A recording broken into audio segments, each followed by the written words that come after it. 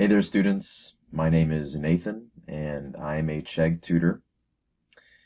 Today we're going to be talking about generally accepted accounting principles, also known as GAAP.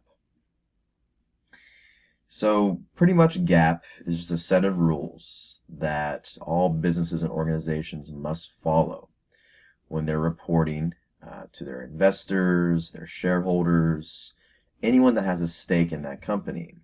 So there's a big set of rules they must follow. It's pretty much the foundation for financial accounting. So these rules were adopted by the Securities and Exchange Commission.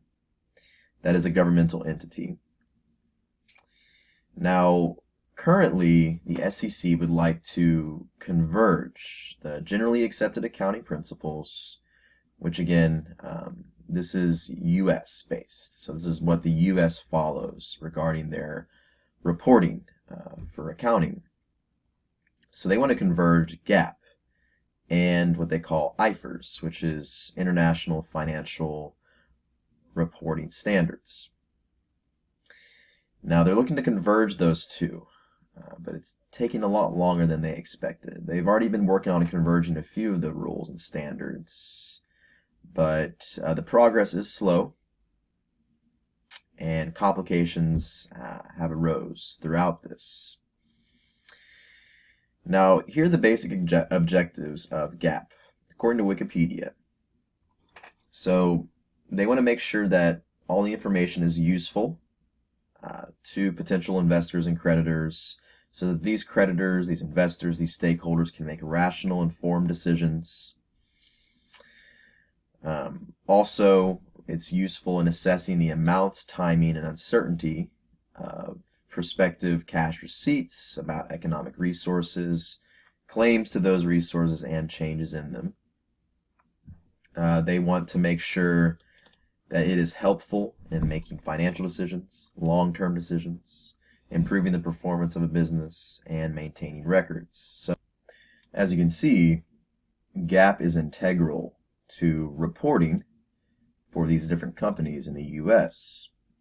Pretty much all of their stakeholders are reliant on these companies reporting factual, verifiable information so that the stakeholders can make these informed decisions. And GAAP helps them keep everything in line so they can actually report properly. Now within GAAP there's thousands of standards and rules that they must follow. Now, GAAP does have these fundamental qualities that are all based on 4 assumptions, 4 constraints, and 4 principles.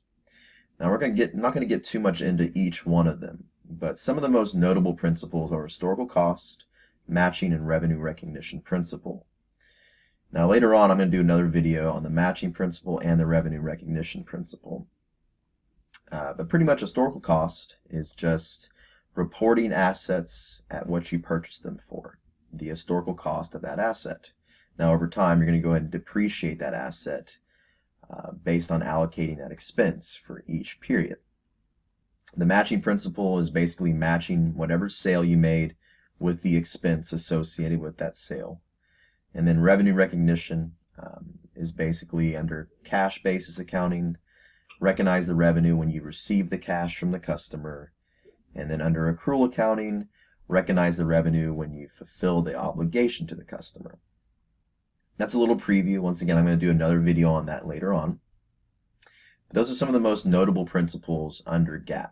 And there's also one other assumption, 4 constraints, and 4 other assumptions, 1 more constraint, and 1 more principle under the fundamental qualities.